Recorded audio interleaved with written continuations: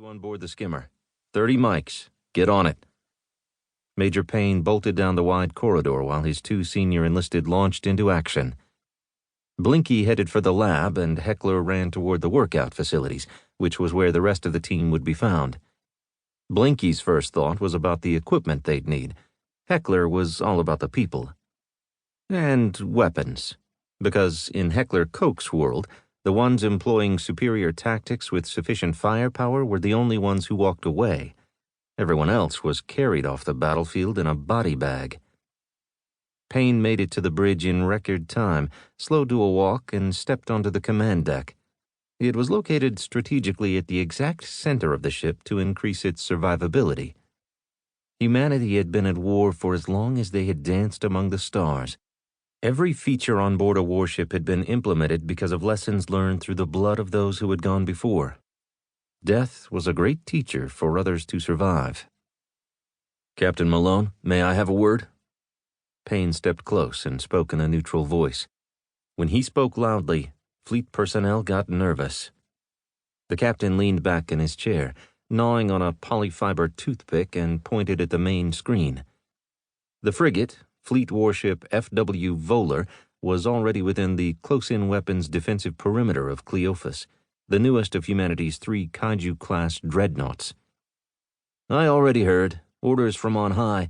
You can go whenever you're ready, Major." "Thanks, sir. See you on the other side." "Gonna miss you and your team," one of the helmsmen muttered. "Gonna miss all that running and yelling. Gonna miss it real bad."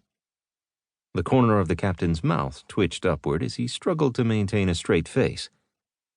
"I feel a tear coming," Payne replied. "Nope. Must be dust in the air." The frigate's air was constantly purified. There was no dust. He held out his hand. The captain took it and gave it a hearty shake. "We'll be coming too, but they want you on the big boy. Whatever you're doing, they're giving you a lot of top cover. BEP Central is sending half of their assets to join us. Or maybe that's just to protect their nubile youngsters from your team when the clubs open." A joke, but he was serious about the fleet. BEP, the Blue Earth Protectorate. That was what Earth called the military units that operated within the solar system. Cleophas and the ships that operated in deep space and beyond were called Earth Fleet. They existed solely for offensive actions. Humanity had found that space was a violent place, and the only way to establish parity with aliens was by having an unrivaled potential for violence. Humanity rose to the occasion. Then they ran into the Blaze Collective. "We're taking the skimmer. No need to airlock with that thing," Declan replied as the frigate violated the dreadnought's proximity safety margin.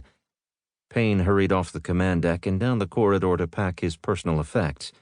His go-bag was already aboard Glamorous Glennis, just like the rest of the teams. "Stand off 1,000 meters, the captain ordered. The major didn't care about fleet operations. They flew the ships. He was on board to ride from place to place. His team conducted their ops off the ship. Each fleet warship had a Space Ops Force team aboard. Fleet personnel called them softies. First stop was the weapons locker, where he found Combat Specialist 3 Alphonse Perique checking the spare weapons and reserve charges. Perique was new to the force and new to the team. He was also the youngest of the team's 10 members. "We ready to go, Fetus?" Payne asked. The specialist handed over the major's personalized combat axe and pulse rifle. Payne checked the edge on the blade before tucking it into its sheath and putting it with his personal items. He double-checked his personal weapon loading system, a harness integrated with a bodysuit that could double as an environmental unit in an emergency. He scanned the pulse rifle, even though Fetus had checked that it was unsafe before handing it over. It was standard procedure. Both parties verified. It reduced the number of accidents, but unfortunately not to 0.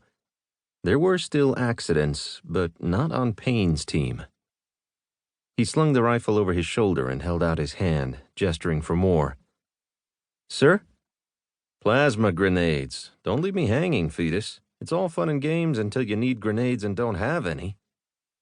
The junior combat specialist counted out 4 and